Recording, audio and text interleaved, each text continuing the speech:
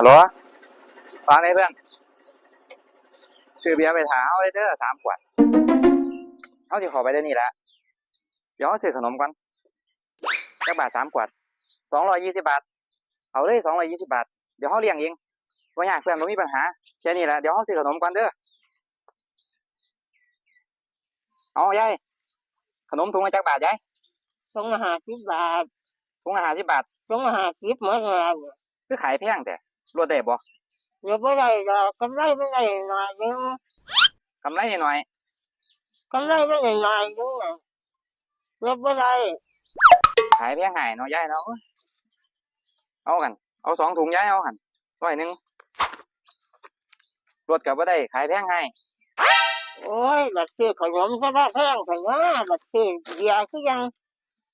บ่แพงเนาะ